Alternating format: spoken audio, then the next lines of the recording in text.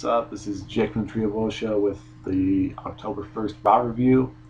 Start off with CM Punk and Paul Heyman talking about disrespect. I've been disrespected by the three people who continually click dislike every single time I make a solo review. Just don't watch it. Yes, we get it. We get it. It's probably just Justin, to be honest. He's probably like, yeah, I'll make him mad.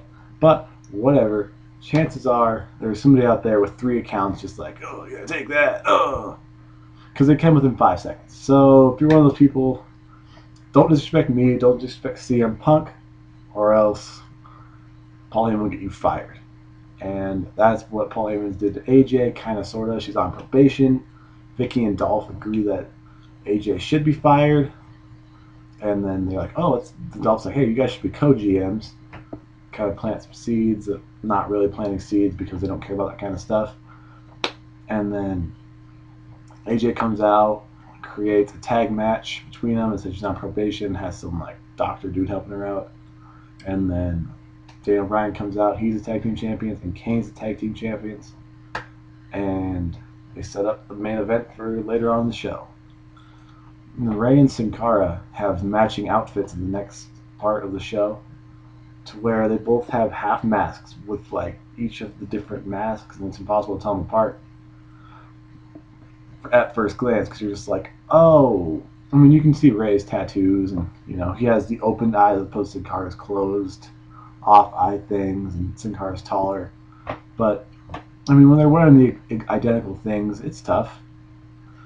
I mean, you gotta put them in different colors. Come on, you put masked guys in different colors, so you tell them apart. But they beat Primo and Epico while PTP watches from the ramp, setting up maybe the semifinal match if PTP beats Kofi and R-Truth. I think that's who they're going against. No, well, that's going to be on SmackDown or WWE main event or Superstars or NXT or one of the 5 shows they have. Maybe it's going to be a pre-show with Raw next week.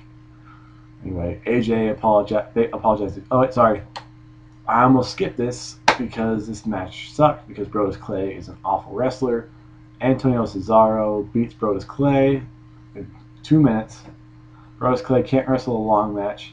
His short matches suck. This is what you have developmental for, is to get guys to like wrestling enough to have more than a 2-minute match. Are we able to do that? I don't know.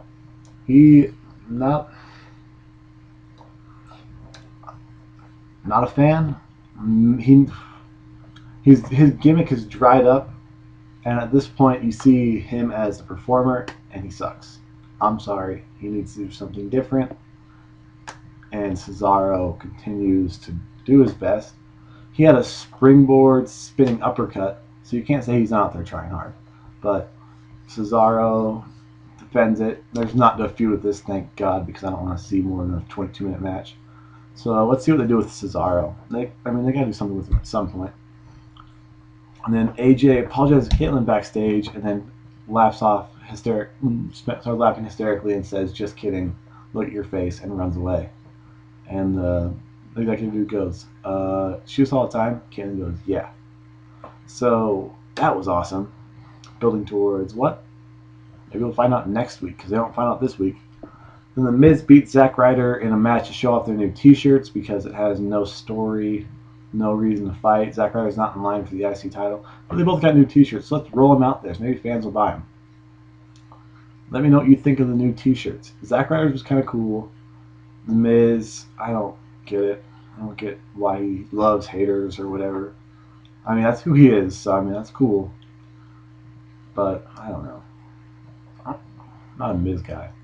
I'm kind of sort of a Miz guy on occasion, but he's not really doing anything, so it's kind of tough to get behind him because he's kind of stale right now.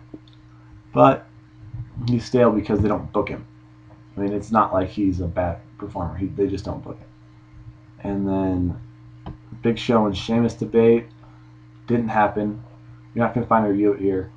And then the Ryback beat Tensai in like 3 minutes. Tensai did not look good. I don't know if Tensai didn't want to do the job or if Ryback couldn't handle Tensai's weight. Even though he handled it fine on SmackDown, I don't know. What are we gonna like? What was the? I don't know. The Ryback was doing something with Tensai. They're not. At least he just keeps beating people. Rhodes scholars sum up the debate perfectly and said, why was one guy out there without wearing pants on? So I said, I couldn't say that, but it makes sense. They cut some good promos because, you know, they're two young guys, can talk well, and they both have unique characters. You know, Cody Rhodes still needs a little bit more. When he was masked Cody Rhodes, oh man, that guy just oozed heat. He can get more heat with that mask. It saved his career. He'll say it. And then Damian Sandow. Let's hope this is the development they're going for with him, because once again, you can't just roll the same guy out there for 5 months and expect people to not get sick of him. See Brodus Clay. Doesn't matter how good you are. Daniel Bryan sucked in the WWE for the first 6 months before they started doing anything with him. I mean, you know, submission machine. They didn't really try anything. They just said, well, you've got some buzz. Go out there. And then anyone who liked him was because he was good at wrestling. Same thing with Sandow. Sandow's good at his job. They just don't give him a whole lot to work with. And then Eve beats Beth. I think Beth's on her way out. Makes sense. Beth she took a lot of spots in this one, so good for her. Eve's doing something, so can't complain. And then Slater fights Santino. Santino hits the Cobra, and Slater's new crew, Jinder Mahal and Drew McIntyre, beat up on Santino. It's a weird group, but it's the one-man band, the Chosen One, and whatever Mahal calls himself, the guy from Canada who pretends to be from India. People pretend to be something they're not all the time. That's why he gets booed. I'm fine with it. I wish they would say like he's from Canada and thinks he's really from India, because then people would be like, boo, this guy's a phony. Like, get him away from me, boo. Because you have this whole realism era. Why not just roll with that and see if that will get him some heat? Because he's not good at doing it himself. He's not bad. He's just not good. And I will say that. Jinder Mahal needs work as well. He needs to go with Brodus Clay and find out if he can really, you know, do it. Because Jinder Mahal had that long win streak when he debuted on SmackDown, and look where that got him. Nowhere. He hung with the Great Khali, and that didn't really do anything. But whatever. Drew McIntyre hasn't been relevant since I started watching. Maybe he'll turn around. He said he was the chosen one, and that one-man band continues to steal whatever segment he's in. He's the next HBK, guys. I don't know what you guys are talking about. He's gonna super kick both Drew McIntyre and Jinder Mahal through barbershop windows. Trust me on that. It's happening by the end of the year. And then we get JR Appreciation Night. Punk comes out, goes mega heel, goes at JR, kicks his hat out, stomps on it, says, respect me, I've had it for 316 days, your buddy Stone Cold's not going to come save you, yada yada yada. Then JR doesn't respect CM Punk. I don't know why. Why don't people respect CM Punk? You won't fight John Cena. He beat John Cena at Money in the Bank. He beat him at SummerSlam. 2 SummerSlams in a row. He beat him last year. Last year, Hell in a Cell Del Rio won. I'm not really sure. I can't remember. Either way, it's not like he doesn't beat John Cena. So what's the point of not? I don't know. I don't get why they're trying. If Punk wasn't good at being a heel, like getting heat, this wouldn't work, because there's no logical booking. You can book someone as a heel, or you can say, hey, go out there and be a heel. This is like they're doing both, and it's kind of coming together pretty well.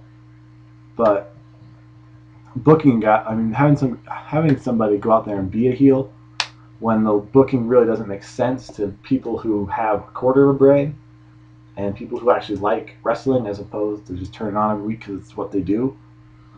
It's kind of insulting, but whatever. The Ryback comes out and saves JR. Pop for that. It's bad though. I've been Pavlov's experiment with the dogs, where they rang the bell and the dog would salivate because he thought that he was gonna get the steak or whatever. That was the CM Punk music for me now, though. That music hits and I popped up. I was like, yeah, CM Punk. But probably shouldn't do that if you're supposed to be a heel, because I'm gonna be a good little Jimmy. Like who they like me to like. And then, oh, let's see. Oh, I skipped Sheamus being Damian Sandow. I don't like Sheamus. He broke kicked Sandow and Cody Rhodes. Why? I don't know. Because they might have a little momentum. And let's see if we can transfer that to Sheamus. Take him to the moon and fuck everyone else on the way up. That's what they're going with. I don't know. I didn't intentionally skip this Sheamus thing, but I'm glad I did because that would have been a rant within itself. Del Rio beats Kofi with Ricardo on commentary, and Ricardo just kept saying it's cheating every time Kofi did something. It was pretty funny. Kofi can go. Del Rio can go. I don't get the guy. He wrestles horrible against some guys, and against Kofi he was great. Like that match was out, probably the best match of the night because there was what 3 matches tonight or something that weren't squashes. I don't know. There's probably like one match that wasn't a squash. It brought it though, and then I don't know what it's setting up, but that's a good thing because it could set up a bunch of different things. Kofi and R-Truth breaking up might be one of them because R-Truth didn't really do anything as Del Rio lost. I mean, as Del Rio beat Kofi. Maybe they should break off. Who knows? And AJ says, hey, homie, you should, executive guy, go be a ref. I only respect players. Player, player, player, player, player, player, player, player, player. Holla, holla, holla. Tell it long, player. He respects players too, player. But this guy ain't a player because he ain't ever played the game. He didn't want to be no ref. So he walked out. And then AJ becomes the guest referee of the main event. And eventually everyone gets kicked out in like an up and down kind of sort of match. Everyone gets kicked out except it's just Punk. And then Dolph walks out yelling at Vicky. And then Punk gets beat by Team Hell No. And then they stand there triumphantly at the end of the show. And that was it. Overall, it feels weird being only 11 minutes talking about an entire show. But the stuff that they put, I don't know. If this, let's put this in perspective.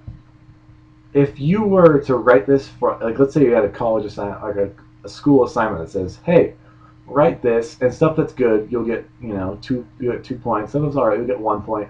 And stuff that's not alright, you'll get 0. And then it's going to be out of, let's say, 20 points, so there's 10 segments. There's, 3 good segments that are worth 2 points, and then a couple that are worth 1. That's a failing grade. WWE is failing as a company by that rhetoric in creating a good show. I'm sorry. If you look at it, it's not acceptable in any other place to have this many tank segments. This many tank, what? What? What's the point of expanding out to getting another show on and having to book superstars and have the main event and have SmackDown and have Raw? Oh, and you got guys in developmental. What are you going with for all of this if you can't put together 3 solid hours of programming? You can look at it and say, oh, well, there's good parts of this, there's good parts of SmackDown, so you put that in there. Superstars had a good match sometimes, so we'll put that in there.